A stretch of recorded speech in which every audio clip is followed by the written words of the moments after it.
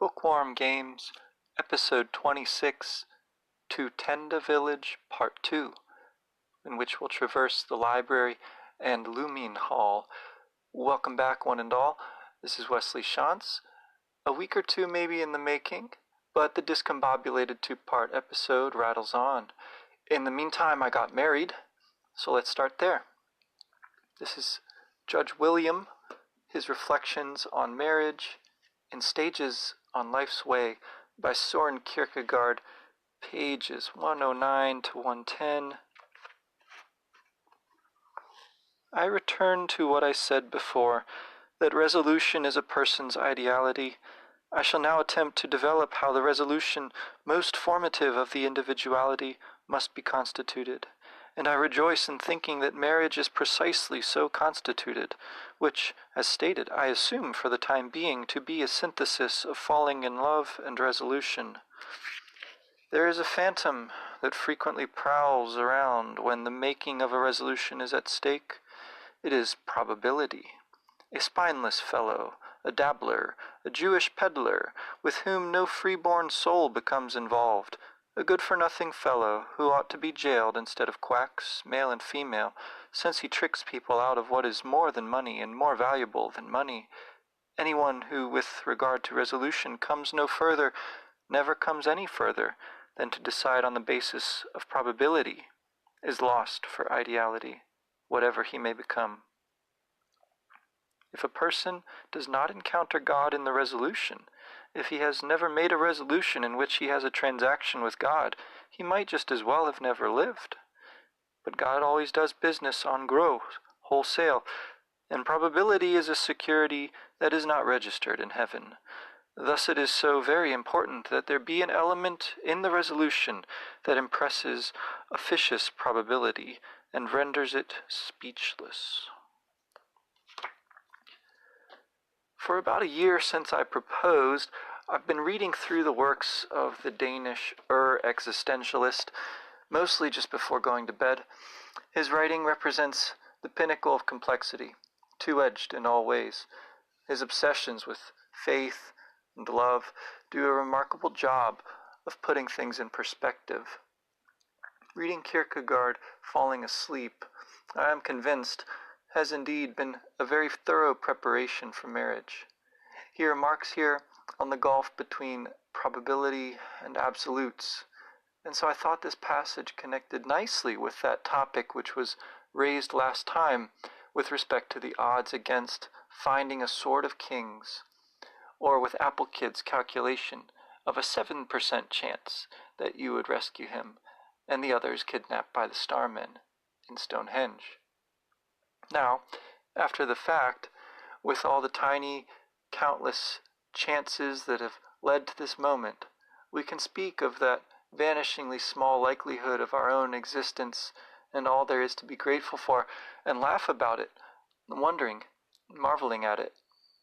We'll come back to this before the end, to the role of the apple of enlightenment, prophecy and providence, and how to reconcile all of that with chances and choices, improbability, or even impossibility, and yet what looks like the working out of some beneficent intention or even inevitability, depending on your standpoint, all are essential elements of this good story, whose events, to hang together, require something like the suspension of disbelief or an emotional investment in a secondary world, to take Coleridge and Tolkien's formulations, or, to take Kierkegaard's here, the overlap of love and resolution, of possibility and actuality.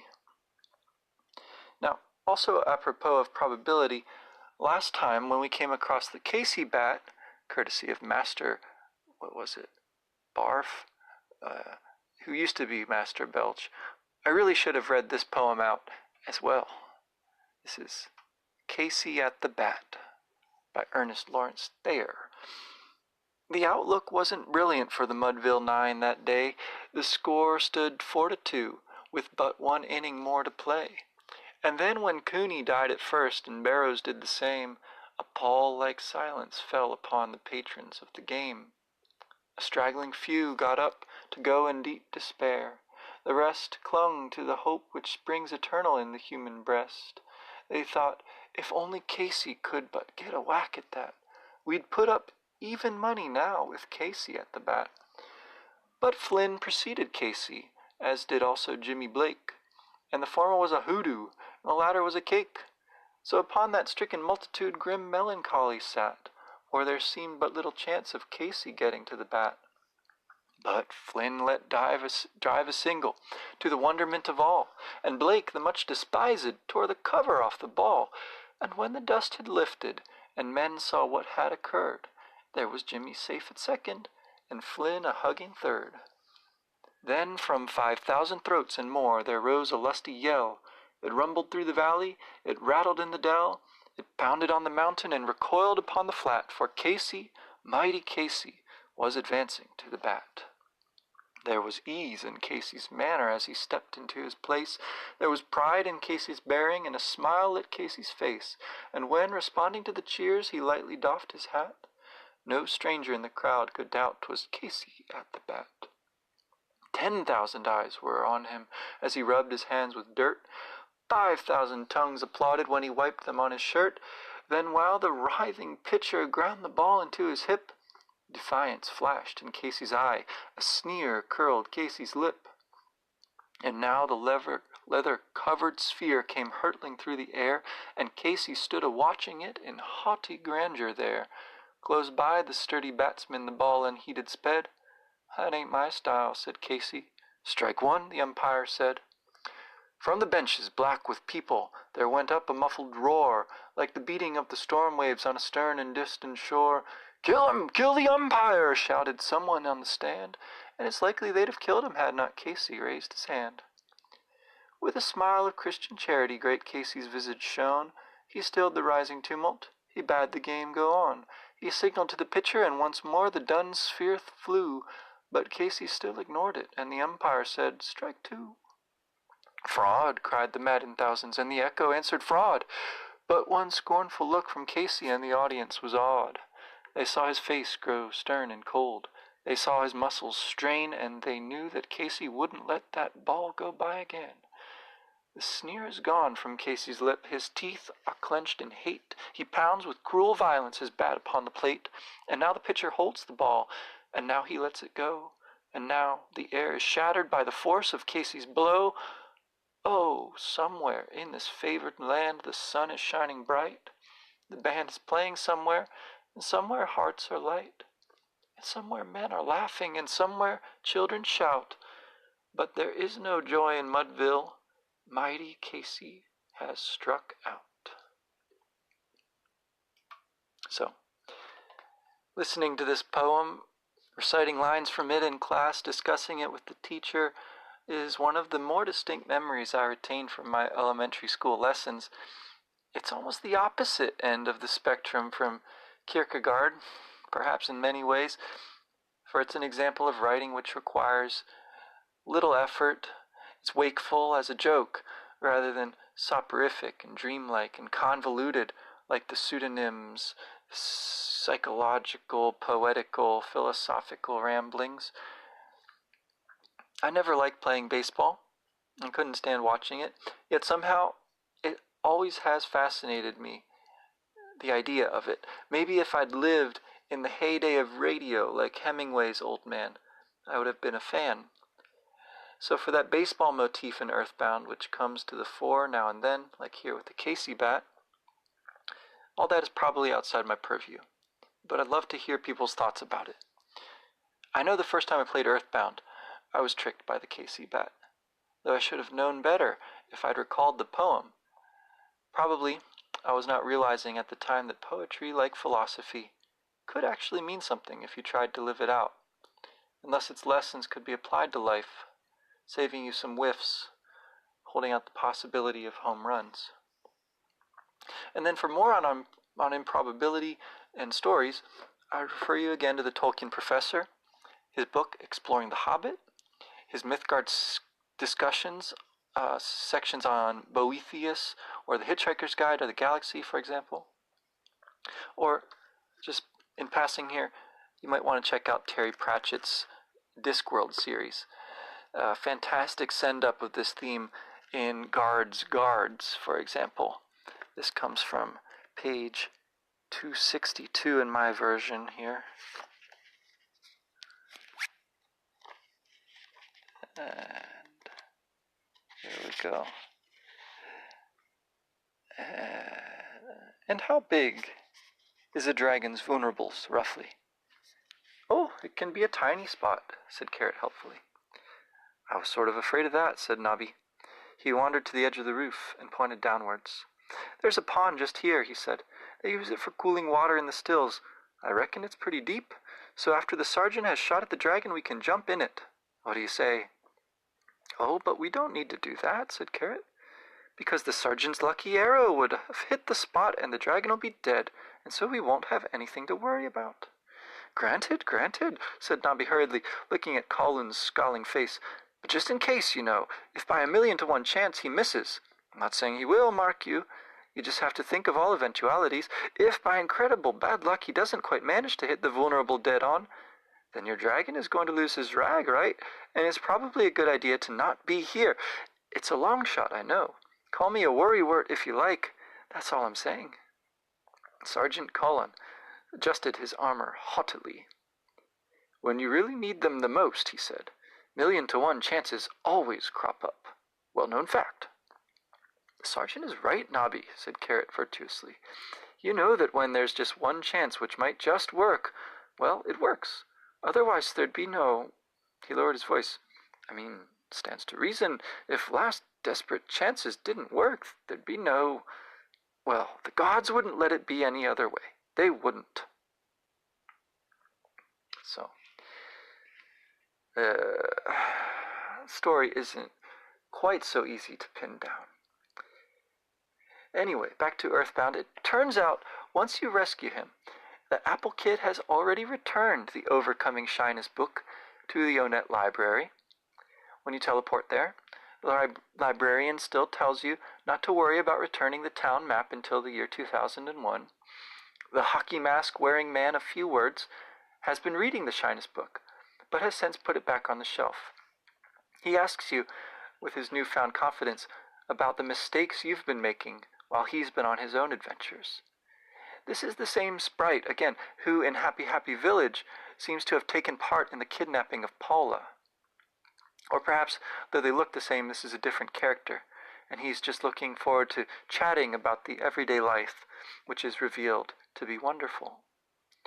In the Japanese Mother 2, according to Legends of Localization, they have him speaking English here, and referencing perhaps a popular English textbook, which suggests that learning a second language is a good way, perhaps the best way, of overcoming shyness, which certainly rings true for me. You can find out, you can find it, the Overcoming Shyness book, that is, on one of the bookshelves, where the cheerful library goers are still there, through all your journeyings, studying. Elsewhere, the text changes, and, for example, with the Tessie Watchers, we get another haiku. I waited for you. I'm glad to see you again. You're back, Sebastian. I just love making haiku, says the Tessie Watcher. And of course, back in Tenda village, passing along the book takes immediate effect, with all the Tendas except the innkeeper ready with something new to tell you. The Tenda's Inn is the same. You can begin there to repair the broken technology from Stonehenge, but not the odds and ends in the corner of the Tenda cave. There's the shop, too, where you trade the Horn of Life, and thus making the connection to Saturn Village even stronger, since that's where you go to buy the item.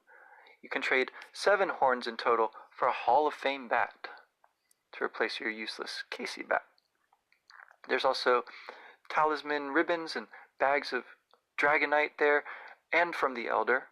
After he gives you the Tenda Kraut, you can speak to him again for a new reward. Your own shyness, too, is brought into play again as you're called on the phone one more time to confirm your own, that is the player, your name. And it isn't clear this time if it's Tony who's calling you again, or perhaps someone else, someone who's read his research and is checking his facts. But either way, it's another example of the game breaking its frame insistently. And there's another beautiful break here. Just like the one in Saturn Valley, the game invites you to a cup of tea. Now, it looks like you can't replay this one, so I'm just watching it on YouTube this time, but I'll read it out. Would you like some tea? Drink.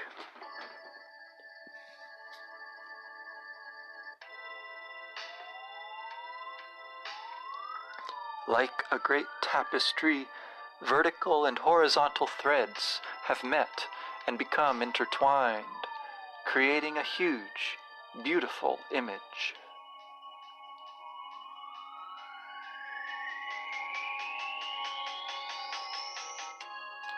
You may have cursed this never-ending journey. You have known injury and defeat, but you have struggled on to reach this place. Your inborn intelligence and courage have helped bring you here.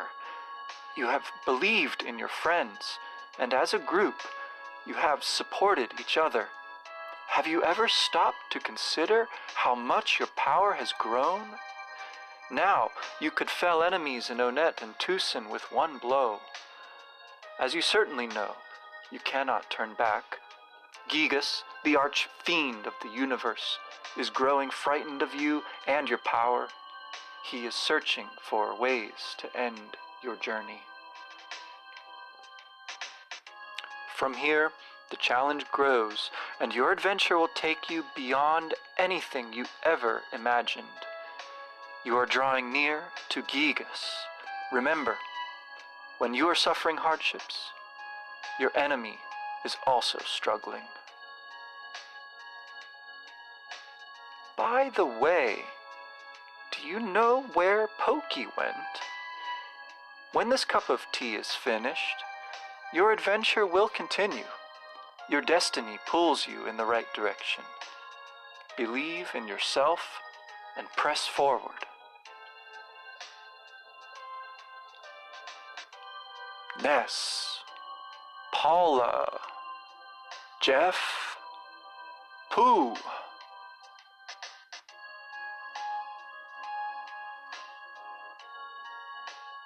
I wish you luck.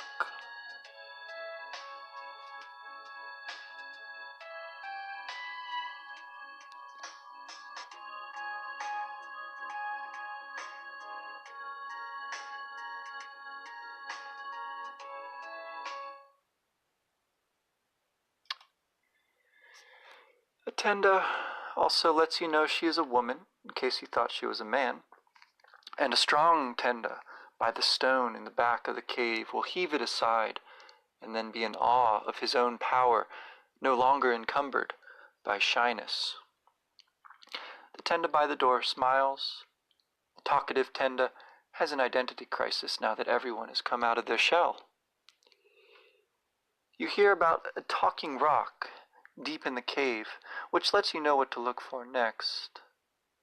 Though it turns out that you get a glimpse of what it will look like, though the talking rock you find at once upon dropping down into the tunnel is not the one you're looking for. Lumine Hall hums with the sound effects of the start of the game, and it's nothing much to look at either. It turns out to be a short dungeon if you proceed straight through, and after having leveled against Starmen, it presents no great challenge, even if you get hopelessly lost exploring it. You'll find Pooh's headgear, the diadem of kings, as well as capsules boosting individual stats, luck, and IQ, and a speed-enhancing rabbit's foot. At the shiny spot, the Guardian challenges you once more with those familiar words. You finally got here. This is the 7th location, but it's mine now. Take it from me if you dare. Dare, but be advised, the Electrospectre does wear a psychic shield, so if you go in Starstorms and Psyrockin' blazing, you'll wind up on the wrong end of your own salvos. To inspect the art of this boss just briefly, These concentric circles behind his angular metallic form not only convey a sense of earth-shaking movement, but recall the model of electron shells, with all the uncertainty and the spooky action at a distance that quantum physics entails. The connotations of its name also suggest the photoelectric effect, as well as the spectrum of light shading into the invisible. So, the electrospectre embodies the dual nature of light as we understand it, wave and particle. Focusing attention on the mystery of light itself, rather than the dichotomy of light and darkness so easily to invoke, it guards an area where darkness and light are in mysterious harmony, expressed in their ability to project Ness's thoughts in words. Dropping down into the sanctuary spot itself, then, the spectacular namesake of Lumine Hall is revealed. Walking right to left, there is a shift in direction and a flattening out of the path. It's as if we were back in one of those early caves around Onet or Tucson, glittering now with a new perspective, the variation on what is old. Recall the timed words of encouragement and wonder. Whatever did happen to Pokey? How much stronger are you, and how afraid is Gigas? If any of this is going through Ness's thoughts, we don't hear about it, for part of this variation on the cave and the darkness and the light is the big wall with its blinking colored lights like a light bright board, which gives way to legible text as you walk along, scrolling across Ness's head for us to read. It goes, I'm Ness. It's been a long road getting here. Soon I'll be.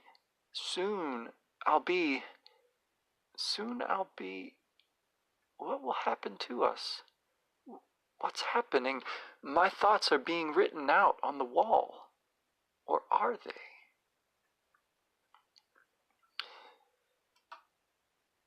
We might recall Geldegard Monotoli seeing cryptic words in Moonside, or Gigas himself seeing the writing on the wall with the prophecy of the Apple of Enlightenment about the path of light and the Nightmare Rock.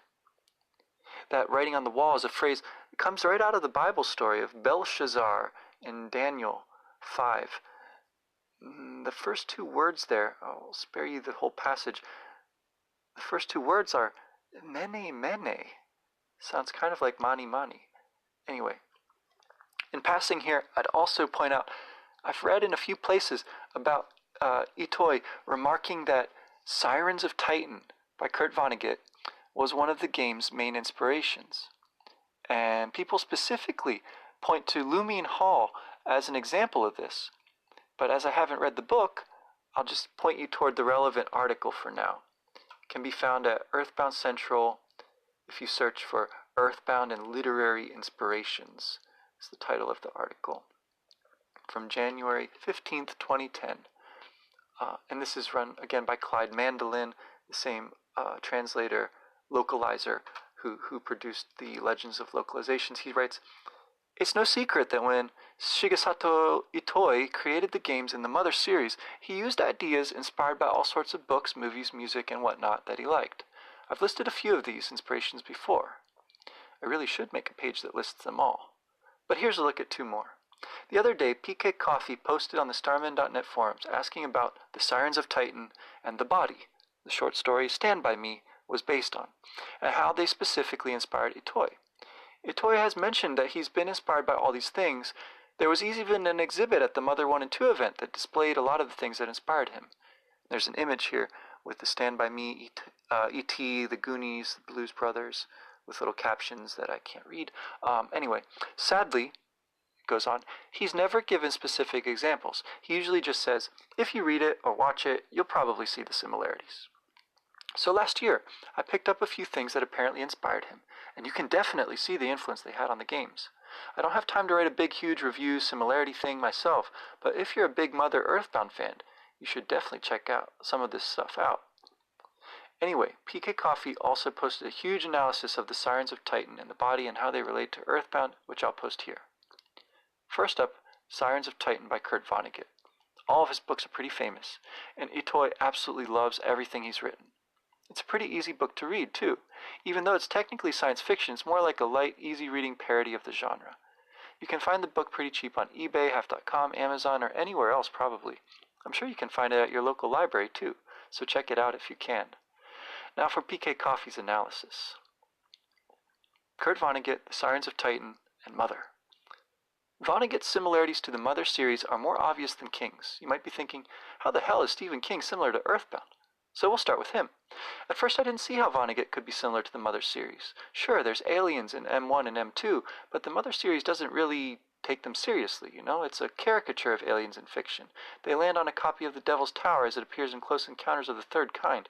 Their spaceships are cute, lil, and wear pink bows, and most of the time the enemies you encounter are goofy, possessed, inanimate objects or animals.